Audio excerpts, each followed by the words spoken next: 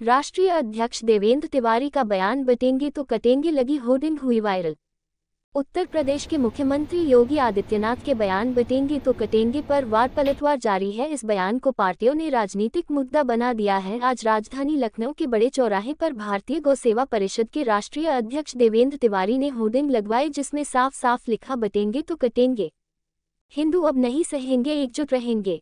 जिसके बाद ये होर्डिंग वायरल होते हुए नजर आ रही है। प्रेस वार्ता में बात करते हुए देवेंद्र तिवारी ने बताया कि हम मुख्यमंत्री योगी का पूर्ण सहयोग कर रहे हैं। जब से वो मुख्यमंत्री बने तब से गुंडागर्दी खत्म हुई, और कहा कि हम पूरी तरह हिंदू धर्म, सनातन धर्म का समर्थन करते हैं। जो भी पार्टी हिंदू का विरोध करती है हम उनका बहिष्कार करते हैं। सनातन धर्म को लेकर कहा कि दुनिया में सबसे पहले सनातन धर्म आया। जो भी दूसरा समुदाय सनातन धर्म को अपनाना चाहता उसका हार्दिक स्वागत है।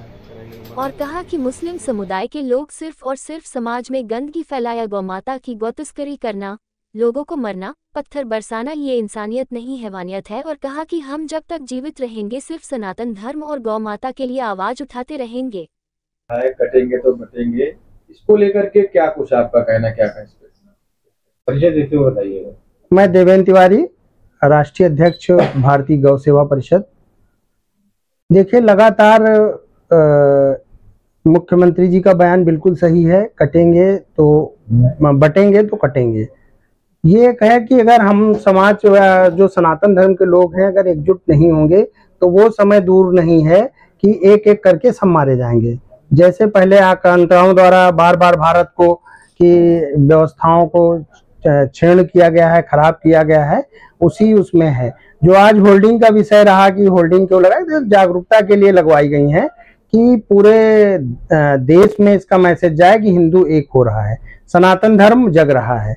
और लगातार सनातन धर्म के हर आयोजन पे जिस तरह से मुस्लिम समुदाय द्वारा बार बार किसी न किसी तरह से आक्रमण किया जा रहा है, तोड़फोड़ की जा रही है, हमारी धार्मिक यात्राओं को रोका जा रहा है, कोई भी पूजा पंडाल हो, कहीं भी हो, गणेश चतुर्थी हो, कोई भी चीज हो, अछूती नहीं रहती है। कुछ ना कुछ पूरे देश में कहीं ना कहीं आपको देखने को मिल जाएगा।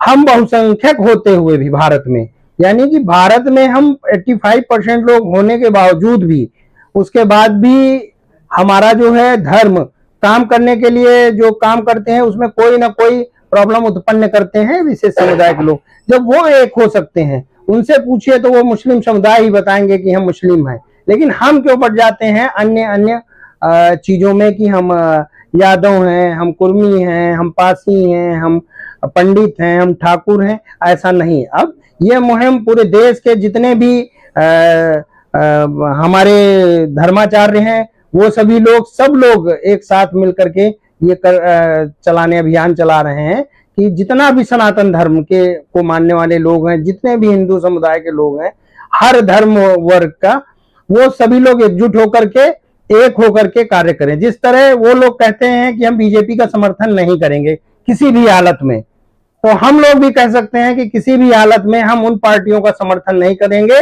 जो हिंदू विरोधी हैं, सनातन धर्म का विरोध करती हैं, जो गौ हत्या करवाती हैं। जो गौ हत्या में खुलेआम छूट थी उस पर रोक लगी। माननीय योगी आदित्यनाथ जी और माननीय प्रधानमंत्री जी के अगुवाई में जो कार्य हुआ है वो बहुत ही सराहनीय हुआ है।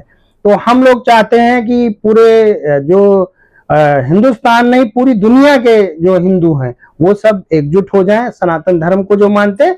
और अगर मुस्लिम समुदाय के लोगों से भी पूछा जाए तो उनकी चौथी पांचवी पीढ़ी कहीं ना कहीं हिंदू ही होंगे, सनातन धर्म के लोग ही होंगे। लेकिन इस चीज को लेके आए दिन कुछ ना कुछ दिक्कतें चालू रहती, इसलिए अब लगातार हम लोगों का अभियान चलता रहेगा सभी धर्म गुरुओं से मिलकर के अपने। और हम लोग ये अभियान चला रहे हैं कि राजधानी से शुरुआत हुई है, पूरे भारत में ये आह्वान किया जाए कि गौ हत्या पूरी तरह से बंद हो, गौ माता को राज्य माता, राष्ट्र माता का दर्जा दिया जाए।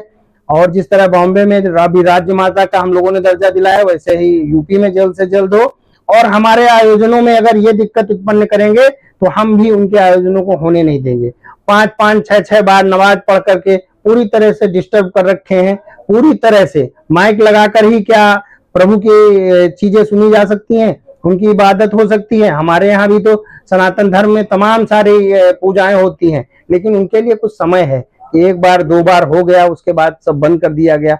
लेकिन यहाँ तो एकदम निश्चित समय है, कितने बार होना ही है। एक विशेष दिन निर्धारित कर दिया है कि जिस दिन हर व्यक्ति, हर प्रशासन का व्यक्ति, प्रशासनिक व्यक्ति डरा होता है कि कब न कहाँ कौन सा बवाल हो जाए।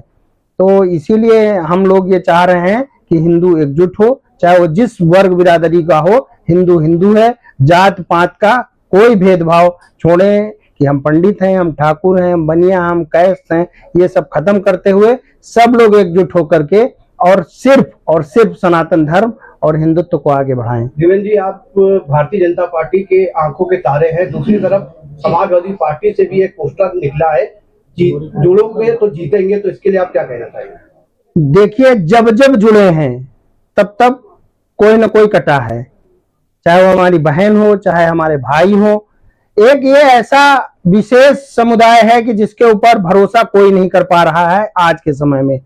जहां शिक्षा की बात होती है वहां पर ये लोग पीछे हट जाते हैं।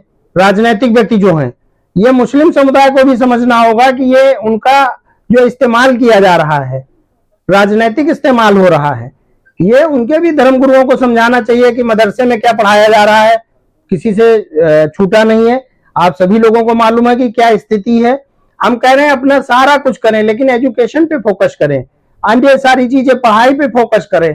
हम लोगों को आपस में लड़ने से बेहतर है कि अच्छी व्यवस्थाएं लाएं, मिलकर के कार्य करें। तमाम ऐसे मुस्लिम लोग हैं जिनकी हम लोग अपने ऑफिसों में फोटो लगाते हैं, कलाम जैसे लोग हैं जिनकी हम लोग पूजा करते हैं। तो ऐसा क्यों कि हर वही व्यक्ति आतंकवादी है जो मुस्लिम है, हर वही गौ तस्कर क्यों निकलता है कि मुस्लिम है। हम जिसको माता मानते हैं उसको वो काटेंगे, हम जिस वृक्ष को पूजते हैं उसको वो काटेंगे, हम जिस नदी को माँ कहेंगे उसको वो दूषित करेंगे। तो ये सब जो चलन चल रहा है ये बहुत ही गलत है और हिंदुस्तान इसको बर्दाश्त नहीं करेगा। बहुत दिन बर्दाश्त किया गया है, इसीलिए मैंने होल्डिंग लगाया है कि हिंदू अब और नहीं सहेगा। टिट फॉर टैट का है कि अगर आप भी करोगे तो हम भी करेंगे।